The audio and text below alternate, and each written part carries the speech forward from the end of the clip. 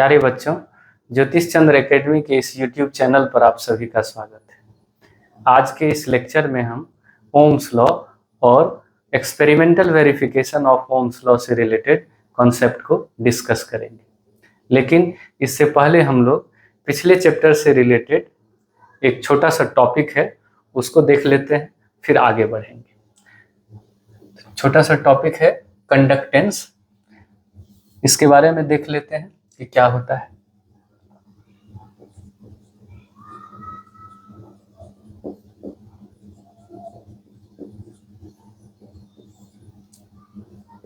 बच्चों, पिछले लेक्चर में मैंने बताया था इलेक्ट्रिकल रेसिस्टेंस के बारे में कि रेसिस्टेंस क्या होता है। उसी से रिलेटेड ये टॉपिक है कंडक्टेंस। जैसा कि नाम से पता चल रहा होगा कि कंडक्टेंस क्या होता है, reciprocal of resistance of a conductor. बोलेंगे it is defined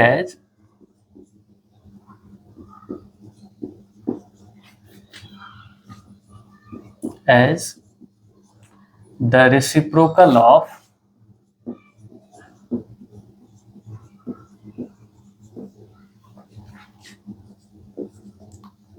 resistance of a conductor.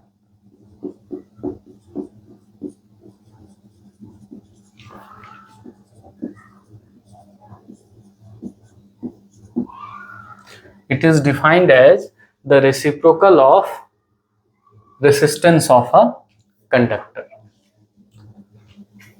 That is, conductance equal to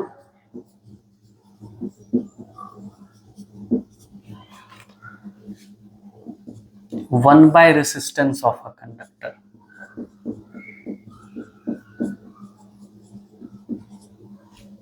क्या होता है कंडक्टेंस बच्चों? It is defined as the reciprocal of the resistance of a conductor. That is, conductance equal to 1 by resistance of a conductor. अगर हम लोग इसके unit को देखें कि क्या होता है एसआई सिस्टम के अकॉर्डिंग, यूनिट इसको मेजर करने के लिए, जैसे रेसिस्टेंस के बारे में हम लोग पढ़े थे कि रेसिस्टेंस का एसआई यूनिट क्या होता है, ओम। तो इसको भी मेजर करने के लिए एक यूनिट है Siemens. In SI system,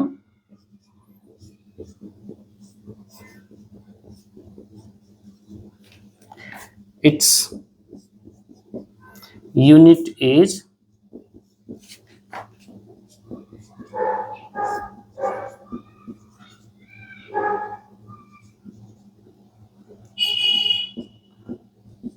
इसको हम लोग S से रिप्रेजेंट करते हैं, कैपिटल S। सैमन को हम लोग कैपिटल S से रिप्रेजेंट करते हैं। अब इस सैमन को हम लोग क्या लिख सकते हैं, कंडक्टेंस का क्या हो, कंडक्टेंस को फाइंड आउट करना हो तो कंडक्टेंस के लिए क्या होता है, 1 by resistance of a conductor. और रेसिस्टेंस का यूनिट हम लोग जानते हैं बच्चों, क्या होता है, ओम। तो इसको हम लोग 1 बाय ओम भी लिख सकते हैं, यानी सैमन लिखेंगे यूनिट इसका, जिसको हम लोग कैपिटल S से रिप्रेजेंट करते हैं, और इसको हम लोग क्या लिखेंगे, 1 बाय ओम भी लिख सकते हैं। इसको हम लोग, और इसको लिखा जा सकता है ओमेगा टू द पावर -1। इसको रीड करेंगे, रीड एज पर ओम। ठीक है, तो याद रखना है कि कंडक्टेंस का एसआई यूनिट क्या होता है, या तो आप सैमन लिखेंगे जिसको S, कैपिटल S से रिप्रेजेंट करते हैं, या हम लोग पर ओम लिखेंगे। तो याद रखना है ये बात, इसका यूनिट या तो पर ओम लिखना है, और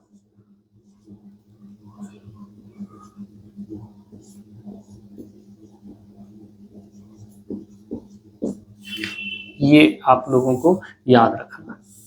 SI unit of conductance is Simon और पर ओम। ये पर ओम सैमन के क्या है, इक्विवेलेंट। चलिए अब हम लोग आगे के टॉपिक पर आगे बढ़ेंगे, जो कि ओम्स लॉ है। इस चैप्टर का मोस्ट इंपॉर्टेंट टॉपिक है ओम्स लॉ, उसके बारे में आगे डिस्कस करेंगे। चलिए स्क्रीनशॉट ले लीजिए।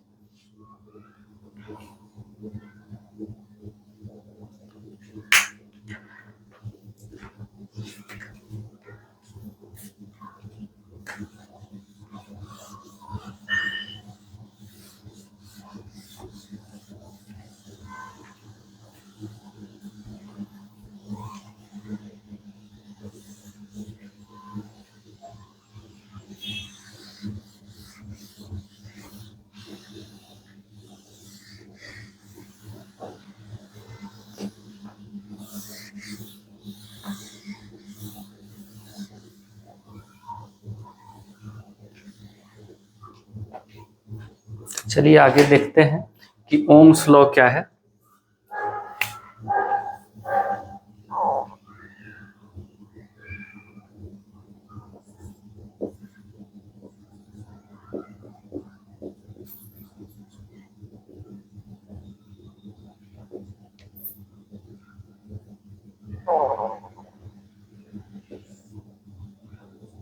क्या है ओम्स लॉ बच्चों?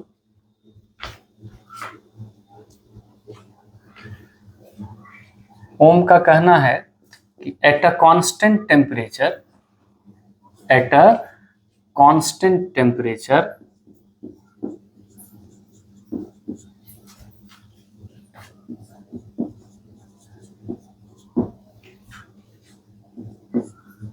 the current flowing in a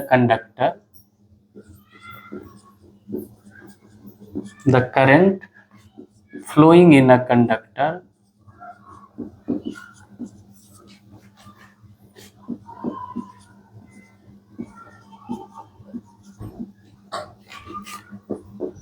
is directly proportional to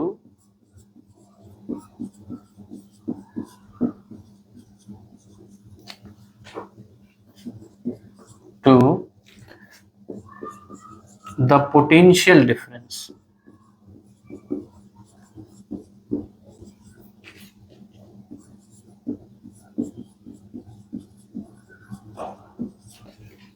across its ends।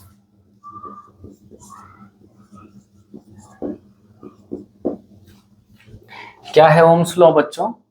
At a constant temperature the current flowing in a conductor is directly proportional to the potential difference across its ends। ओम का क्या कहना है कि at a constant temperature current flowing in a conductor is directly proportional to the potential difference across its ends, that is V is proportional to I। इसको हम लोग लिख सकते हैं, जब ये प्रोपोर्शनैलिटी का साइन हटाएंगे तो V equal to I R, जहां पर R क्या है? कांस्टेंट, वेयर R इज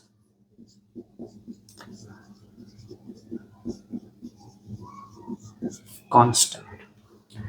इसको ऐसा भी लिखा जा सकता है, इस I को नीचे ले आएंगे तो V इक्वल टू क्या लिखेंगे? V equal to I R है,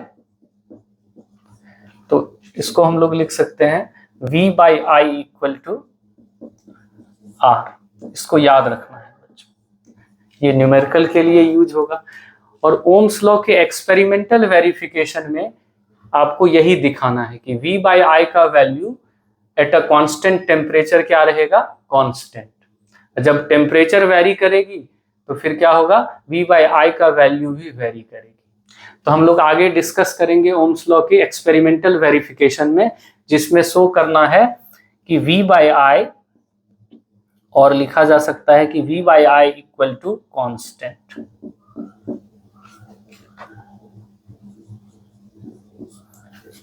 कि जब टेम्परेचर कांस्टेंट रहेगा तो V बाई आई का वैल्यू भी कांस्टेंट रहेगा। ओम्स लॉ के एक्सपेरिमेंटल वेरिफिकेशन में आपको यही दिखाना है। तो अगला टॉपिक है बच्चों experimental verification of Ohm's law. तो चलिए देख लेते हैं कि क्या है ओम्स लॉ का एक्सपेरिमेंटल वेरिफिकेशन। ओम का क्या कहना है आप लोगों को इजीली समझ में आ गया होगा।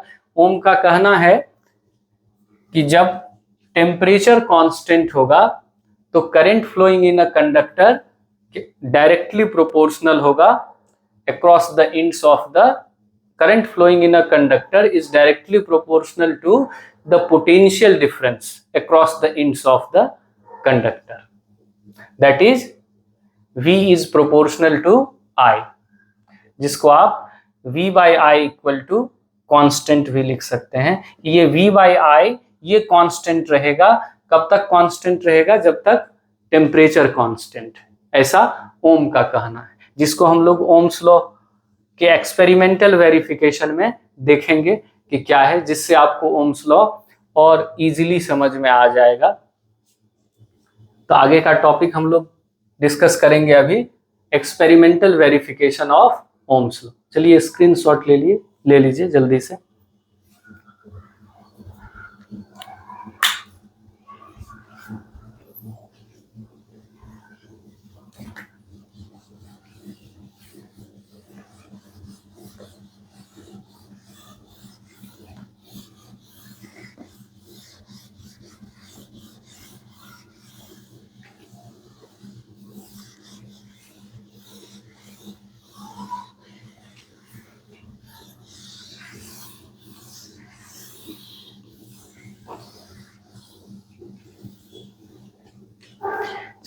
अभी हम लोग ओम्स लॉ को एक एक्टिविटी के थ्रू वेरीफाई करेंगे, ठीक है।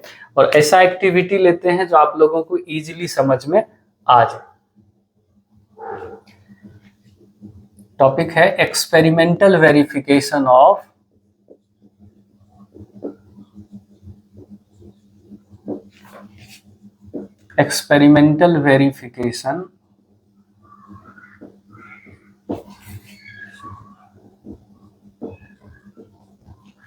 Verification of Ohm's law.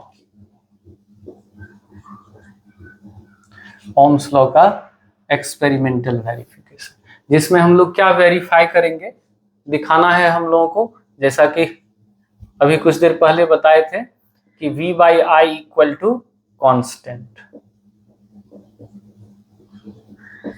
ठीक है, ये शो करना है।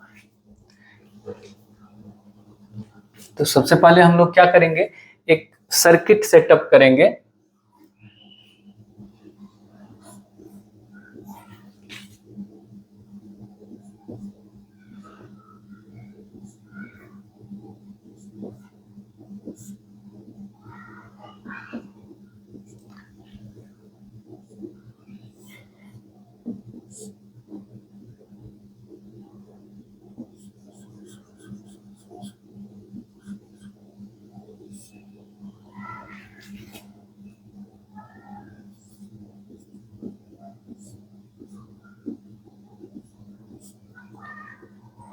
एक ऐसा सर्किट सेटअप कर लेना है।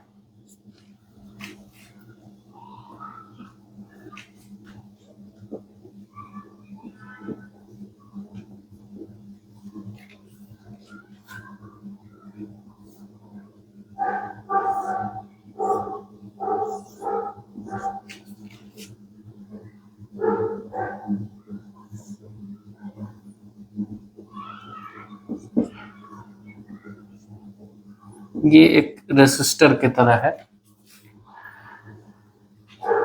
क्या लिखना है कि setup a circuit as shown in the given figure, जैसा कि इस फिगर में दिखाया गया है, आप लोगों को ऐसा सर्किट सेटअप कर लेना है।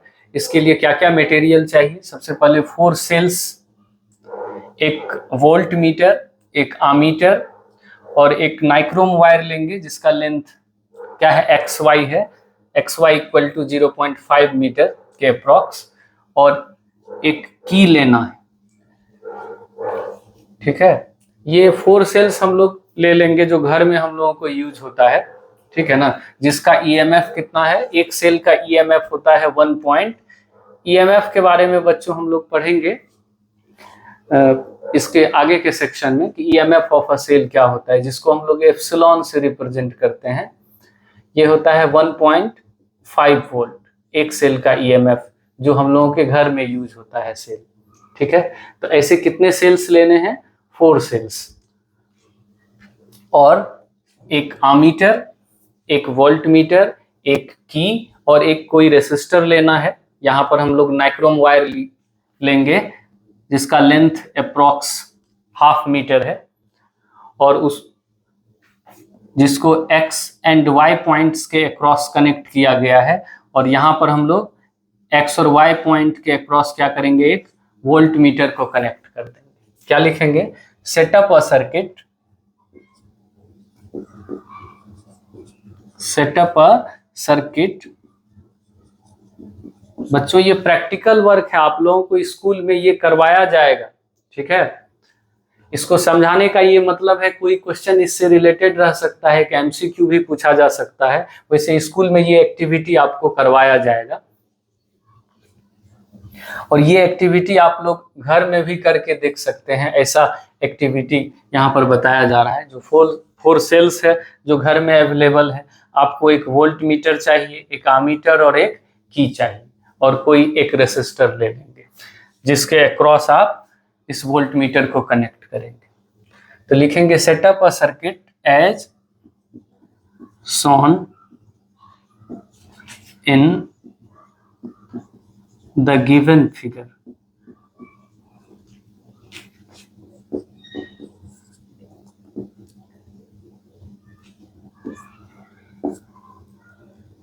Consisting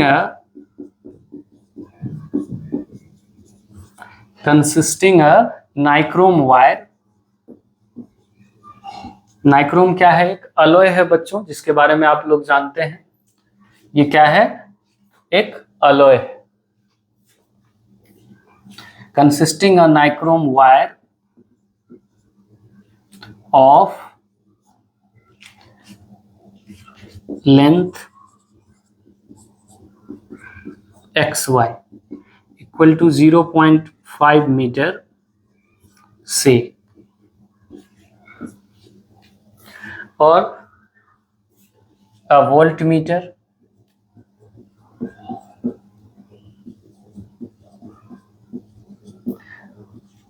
एन ammeter,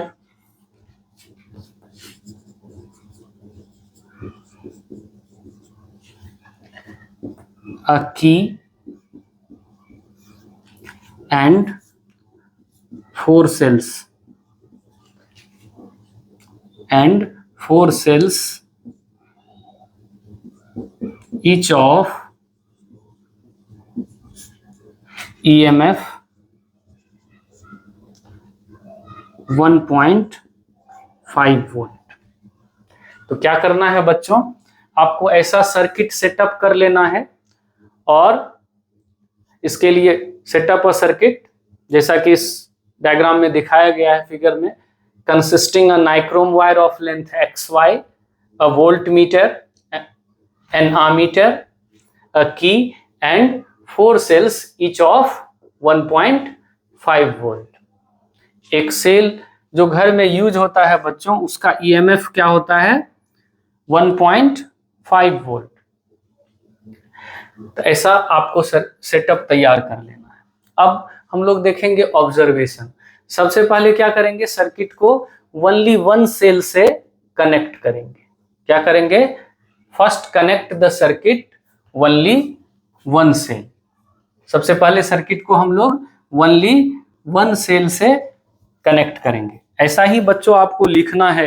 अगर प्रैक्टिकल वर्क आ जाए तो उसमें इसी तरीके से आपको डायग्राम बनाना है, और ये जो अभी लिखे हैं बिल्कुल एज इट इज लिखना है। First connect the circuit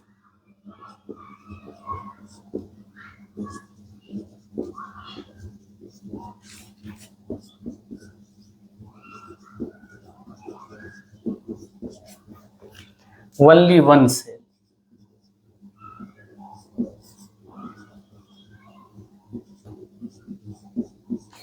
and note the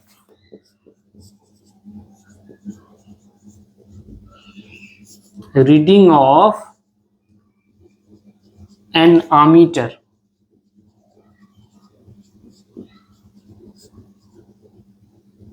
for current and reading of voltmeter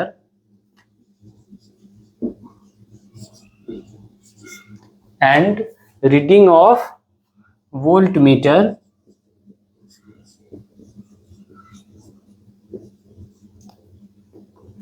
for potential difference। तो क्या करना है बच्चों, सबसे फर्स्ट हम लोग सर्किट को ओनली वन सेल से कनेक्ट करेंगे और आमीटर का रीडिंग चेक करेंगे जो करंट को मेजर करता है for current, and volt meter के रीडिंग को चेक करेंगे कितना आया है उसको नोट करेंगे for potential difference across the points x and y।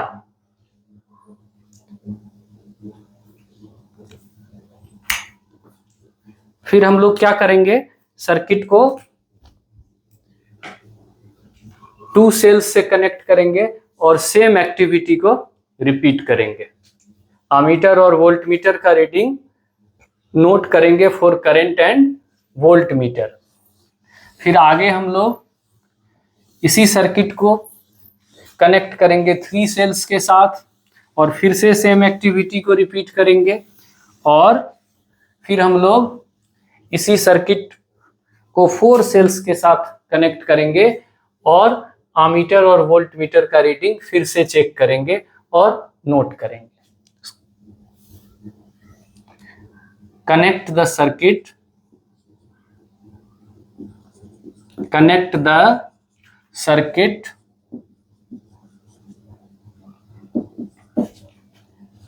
with 2 cells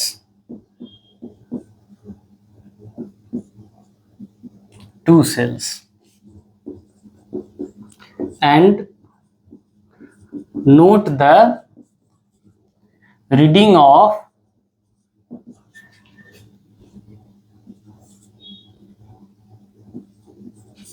ammeter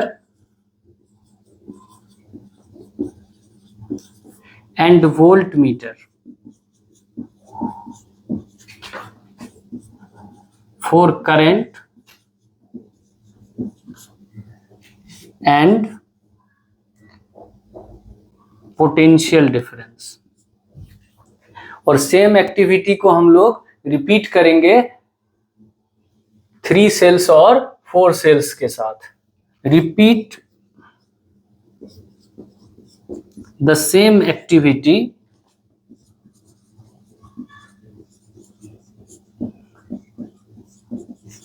with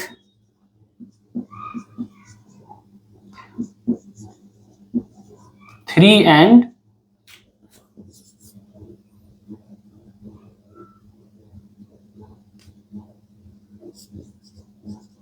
4 cells. Same activity को हम लोग रिपीट करेंगे 3 और 4 सेल्स को लेके और ऑब्जर्वेशन को नोट करेंगे। अब हम लोग बच्चों इस एक्टिविटी का क्या करेंगे, एक ऑब्जर्वेशन टेबल तैयार करेंगे।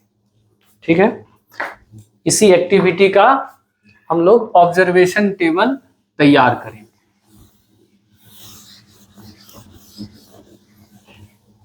जिसमें एक कॉलम बनाएंगे जिसमें लिखेंगे serial number, number of cells used in the circuit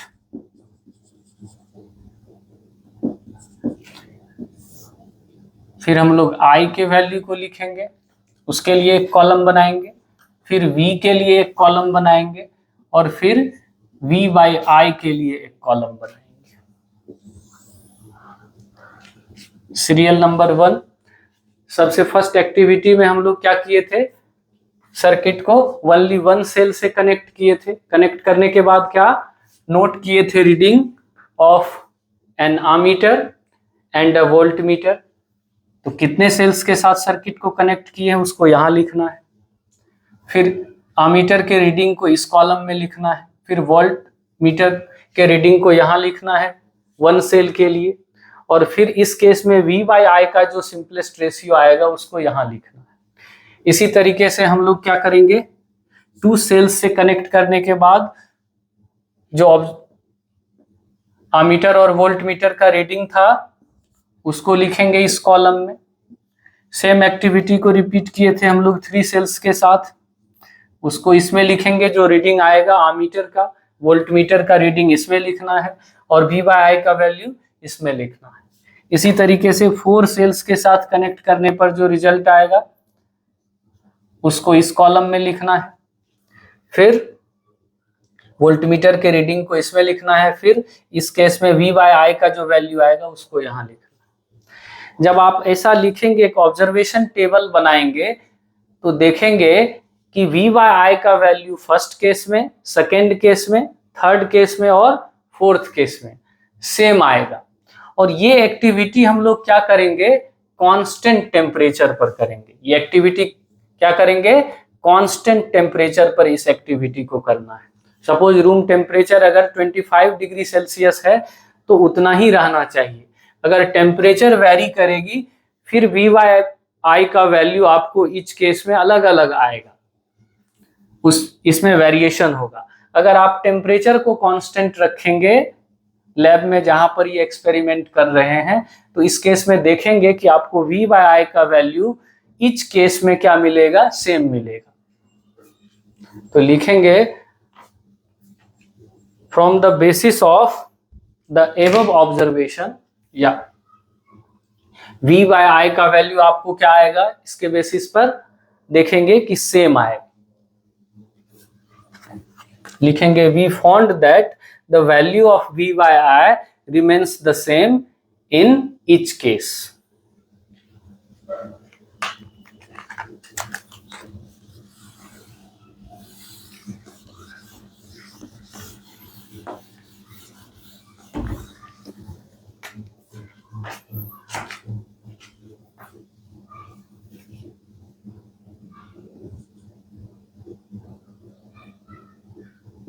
लिखेंगे in the above observation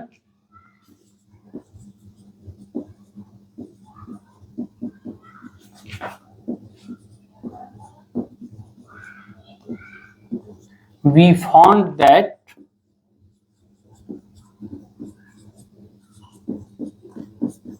the value of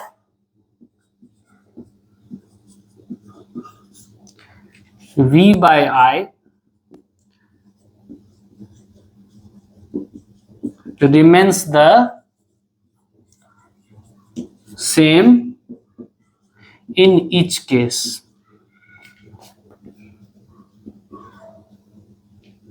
That is V/I equal to constant. ऐसा लिखना है। देखिए ओम्स लॉ क्या हो गया, वेरीफाइड। दैट इज ये ओम्स लॉ क्या हो गया, ओम्स लॉ इज वेरीफाइड। इसके लिए हम लोग क्या करेंगे, एक ग्राफ ड्रॉ करेंगे इस ऑब्जर्वेशन के बेसिस पर। जब आप ग्राफ ड्रॉ करेंगे उस टेबल को लेके, जो रिजल्ट आएगा उस टेबल में, तो उसमें हम लोग क्या करेंगे, एक्स एक्सिस के अलोंग करंट को रिप्रेजेंट करेंगे और वाई एक्सिस के अलोंग, ये जो वर्टिकल एक्सिस है इसके अलोंग हम लोग पोटेंशियल डिफरेंस को लेंगे। तो ग्राफ देखेंगे कुछ इस तरीके से आएगा। ग्राफ क्या आएगा, एक स्ट्रेट लाइन, ये अलग अलग वैल्यू को लेंगे तो वो इस पर आएगा। ग्राफ क्या हो जाएगा, स्ट्रेट लाइन। क्या ग्राफ क्या होगा, एक स्ट्रेट लाइन। अगर आप स्लोप निकालेंगे इस लाइन का तो आपको क्या मिलेगा, रेसिस्टेंस। इसके बारे में हम लोग आगे के क्लास में डिस्कस करेंगे। तो आज के लिए बस इतना ही। आई होप आपको इस लेक्चर से रिलेटेड टॉपिक क्लियरली समझ में आ गया होगा। तो मिलते हैं बच्चों नेक्स्ट लेक्चर में इसी चैप्टर के अगले टॉपिक के साथ। लेक्चर में अंत तक बने रहने के लिए धन्यवाद।